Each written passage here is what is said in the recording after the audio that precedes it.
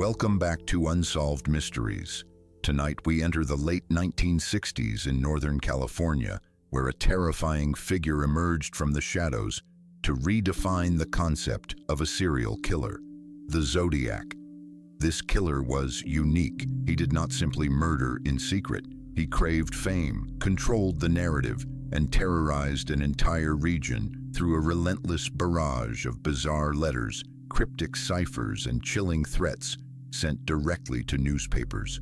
His confirmed attacks began quietly on the night of December 20th, 1968, on a remote stretch of Lake Herman Road in Vallejo, California.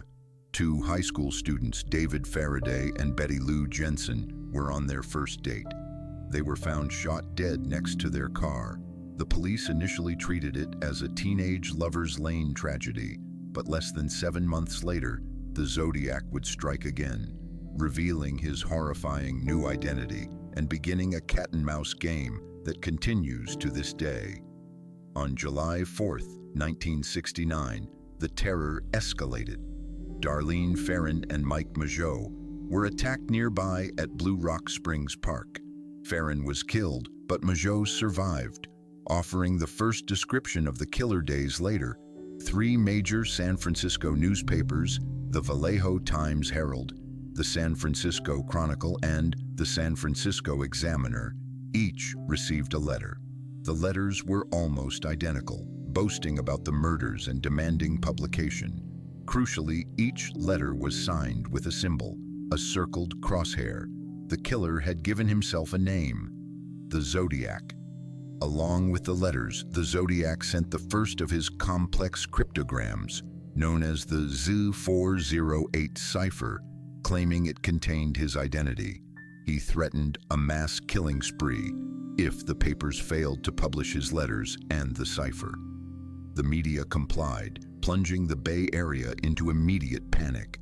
The cipher was quickly solved by a local teacher and his wife, which revealed a rambling message confirming the killer's enjoyment of murder and a bizarre claim that he was collecting slaves for the afterlife. The Zodiac was not interested in secrecy. He was interested in spectacle. On September 27, 1969, his methods became brazenly theatrical. At Lake Berryessa in Napa County, the killer approached 2 college students, Brian Hartnell and Cecilia Shepard, while wearing a bizarre hooded costume, a black executioner's hood with the crosshair symbol stitched onto the front. He tied them up, stabbed them multiple times, and then, in a move designed for maximum terror, he used a black felt-tip pen to write details of the attack on Hartnell's car door, signing it with the crosshair symbol and the date. September 27, 69, 6:30 p.m., 7:00 Shepard died from her wounds. Hartnell survived. Just hours after the attack, the Zodiac placed a chilling phone call to the Napa County Sheriff's Office, taking credit. The sheer arrogance of this crime, the costume, the writing on the car, the phone call, proved the Zodiac was obsessed with controlling public perception. 2 weeks later, the killer carried out his final confirmed murder. Paul Stein, a cab driver, was fatally shot in the head in the affluent Presidio Heights neighborhood of San Francisco. This attack was significant because the Zodiac made a crucial error. He stole a piece of Stein's bloodied shirt, which he later sent to the San Francisco Chronicle, providing irrefutable forensic evidence. Moments after the murder, 3 teenagers witnessed the killer near the cab, and their description led to the creation of the famous police sketch. The murder was followed by the infamous bus bomb letter, where the Zodiac threatened to blow up a school bus full of children, forcing police to divert massive resources to protecting routes. This period marked the height of the Zodiac's power over the Bay Area authorities. The Zodiac continued his taunts through the 1970s, sending dozens of letters and several unsolved ciphers. The most famous, the Z340 cipher, remained unsolved for 51 years until a team of code breakers finally cracked it in 2020, revealing a philosophical rant but again offering no name. The intense investigation generated thousands of suspects.